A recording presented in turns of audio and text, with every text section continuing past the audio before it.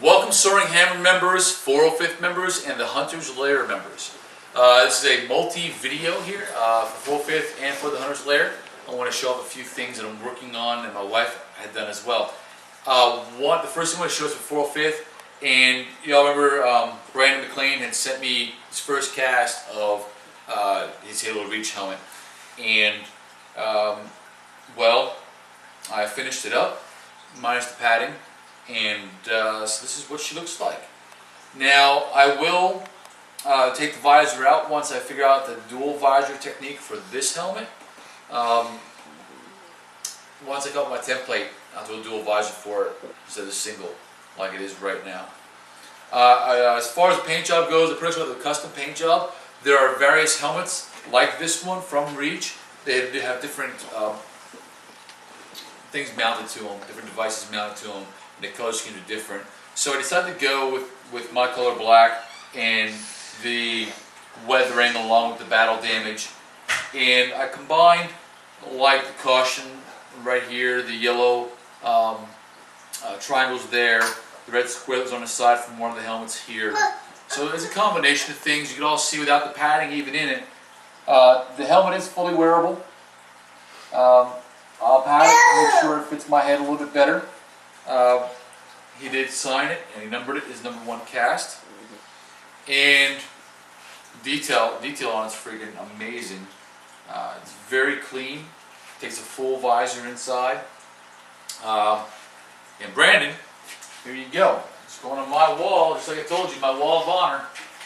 Already got a spot for it. How's she look? She looks good up there, doesn't she? So there you go. Thank you, Brandon, once again.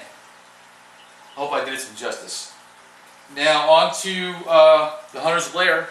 You all have seen some of the parts for the suit that we're doing, and Scott's helped me out getting some parts that I'm needing.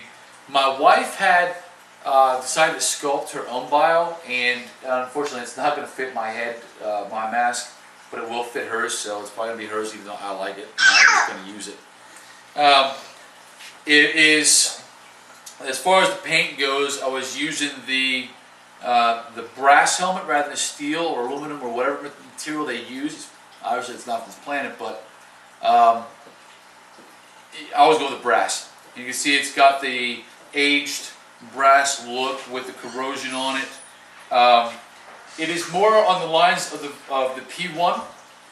More like the AVP P1 because it's got the scar on it. We have the scar engraved into it like the AVP P1 has. But the difference is my wife when she sculpted it, she did a solid brow instead of a cutback right here. She added, she changed up the laser. We decided to go with a different type of laser for it. It's not your standard, it's a custom bio anyway, but a custom laser for it. I know she kept some things the same, like the side here stayed the same. Hers cuts a little different through here, through the upper brow. She also added what looks like, this isn't as defined as the P1 right here along the cheek, and she added what looks like the old I-beam style rivets, really thick steel or iron rivets, and she added these screws to it here, along with these screws right here, to give it more of a brass style industrial look. The texture to it as well, I don't know if you can tell with the texture, it looks really, we'll listen to him for a second.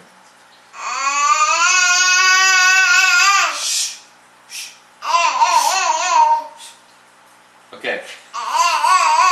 The texture to it, if you were to get one of these, quit it now. It's a 1-year-old for you. Quit it. I'm trying to talk. Okay, back over here. He's competing with me. If you were to get one of these, it's annoying now. I'll hang from the ceiling fan. If you were to get one, if you were to to get one of these, Aiden, stop.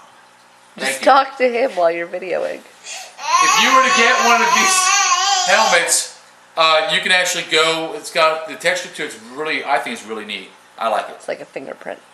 Yeah, it's almost like a fingerprint, but it also gives me like a wood carved, like a carved bio helmet. It's kind of like a tree. I was gonna go with, or like an alien texture to it. It's really neat, the texture to it. I wish you could. I don't know, maybe you can see the texture. Yeah, I got it pretty good. Okay, and we decided instead of going with the screen eyes, we went with a solid, and we actually used a welding visor. So if there's that's enough. If there is a flash of pictures, they won't actually see into the bio helmet. All right. This is Ithaca from SoaringHammer.com, from 405th.com, and TheHuntersLair.com. And remember, if we can do it,